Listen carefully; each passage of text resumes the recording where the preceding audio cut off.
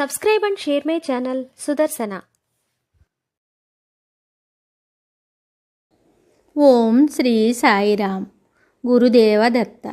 శ్రీ గురుభ్యో నమః. సాయిబాబా లీలలు. కాకా మహాజని బొంబాయి నుండి షిరిడీకి బాబా దర్శనానికి వచ్చారు. బాబాను దర్శించగానే ఎప్పుడు వెడదువు, రేపు పొమ్ము అని బాబా అన్నారు. అతనికి ఉండవలనని ఉన్నను.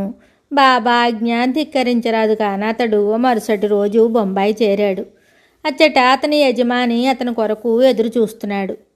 అట్టి అనుభవమే బాబు సాహెబ్ ధూమల్ అను ప్లేడర్కు కూడా కలిగింది.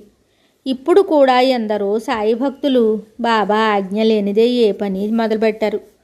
వారి ధ్యానములో బాబా ఆజ్ఞ పొందుట కానీ, సాయి అంకిత భక్తులను అడిగి అది సాయియే చెప్పాడని విశ్వాసంతో కానీ, పూర్తి నమ్మిక గల సాయి భక్తులు బాబా పటము ముందు చీట్లు పెట్టుట ద్వారా కానీ నిర్ణయించుకొని నడుచుకొనుట జరుగుతోంది. పాకడే అను భక్తునికి బాబా కలలో కనిపించి చెప్పినట్లు అతడు పట్టుధోవతి తెచ్చాడు. దానిని మాధవరావు దేశపాండే ఉరఫ్ శ్యామాకు ఇయ్యమని కాకాసాహెబ్ను కోరాడు. కానీ బాబా తనను తీసుకొనమని సలహా ఇవ్వలేదు కనుక శ్యామ తీసుకోనని నిరాకరించాడు. అప్పుడు కాకాసాహెబ్ దీక్షిత్ చెప్పిన ప్రకారము బాబా వద్ద చీట్లు వేసి తీసుకొనుటకు శ్యామ సమ్మతించాడు. పుచ్చుకొనుము, నిరాకరించుము అని 2 చీట్లు వ్రాసి బాబా పాదుకల దగ్గర పెట్టారు. అందులో నుండి ఒక బాలునిచే ఒక చీటీ తీయించారు.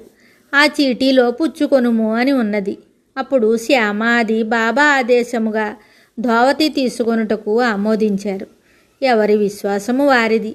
ఏమైనా సాయి భక్తులమైన మనము పూర్తి విశ్వాసము సాయి యందు కలిగి ఉండి సర్వము ఆ తండ్రిపై భారము వేసిన మనకు వచ్చు ఆలోచనలు సాయి ఆదేశములే అని గ్రహించవలెను.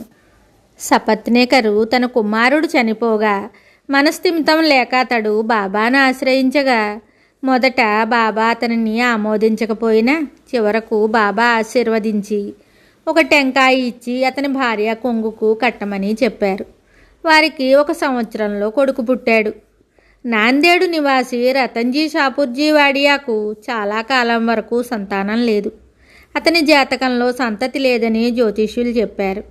బాబాను ఆశ్రయించగానే చీకాకు పడకు, నీ కీడు రోజులు ముగిశాయి, అల్లా నీ మనసులోని కోరికను నెరవేరుస్తారని చెప్పాడు. 2వ భార్యకు పుత్ర సంతతి కలుగుతుందని దీవించారు. వారికి పుత్ర సంతానం కలిగింది. 12 మంది సంతానంలో 4 బ్రతికారు. భక్త మహల్సాపతికి 4 కుమార్తెలు 1 కుమారుడు కలగగా ఆ కుమారుడు కొంతకాలానికి చనిపోయాడు. అతడు రాత్రులందు బాబాతో మసీదులో పడుకుంటూ ఉండేవాడు. మహల్సాపతిని ఇంటి వద్ద పడుకోమని కుమారుడు జన్మిస్తాడని బాబా చెప్పినా అతడు వినలేదు. బాబా అతనిని 1896 కృష్ణాష్టమి రోజున కాశీరాం షింపేతో బలవంతంగా ఇంటికి పంపారు. 1897 కృష్ణాష్టమి నాటికి అతనికి 1 కుమారుడు కలిగాడు. అతడే మార్తాండ్. మహల్సాపతి కోరకపోయినను 1 కుమారుని ప్రసాదించి తన భక్తుని అవసరమేమో బాబా తానే స్వయంగా చూచుకుంటారనడానికి నిదర్శనము బాబా మనకు ఇచ్చారు. ఇంకా మనము సంశయాత్ములము కారాదు. హరివినాయక్ సాటే మొదటి భార్య చనిపోయింది. 2వ వివాహం చేసుకుంటే నీకు పుత్ర సంతానం కలుగుతుందని బాబా సాటేను ఆశీర్వదించారు. 2వ వివాహం చేసుకోగా ఆమెకు 2 కుమార్తెలు 1 కుమారుడు కలిగారు. అహ్మద్ నగర్ వాస్తవ్యుడైన దాము అన్నాకు 3 భార్యలున్నను అతనికి సంతానం లేదు. జాతకంలో దుష్టగ్రహముల వలన సంతానం లేదని తెలిసింది. కానీ అతనికి బాబా యందు పూర్తి నమ్మకం ఉన్నది. ఒకసారి అతడు బాబా దగ్గరకు రాగా వానికి 4 మామిడి పళ్ళు ఇచ్చి, నీవు తినవద్దు, నీ చిన్న భార్యకు ఇయ్యి.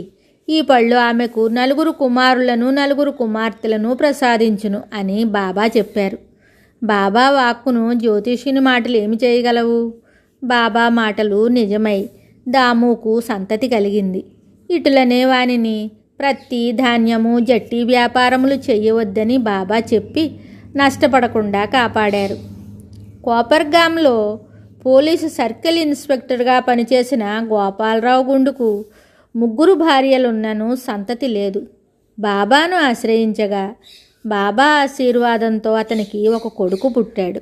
సకోరి నివాసి అయిన హంసరాజును ఒక భూతము ఆవేశించి సంతానం లేకుండా చేస్తోందని, సాయిబాబాను ఆశ్రయిస్తే భూతాన్ని తరిమివేస్తారని శ్రీ నరసింహ మహారాజు హంసరాజుతో చెప్పారు.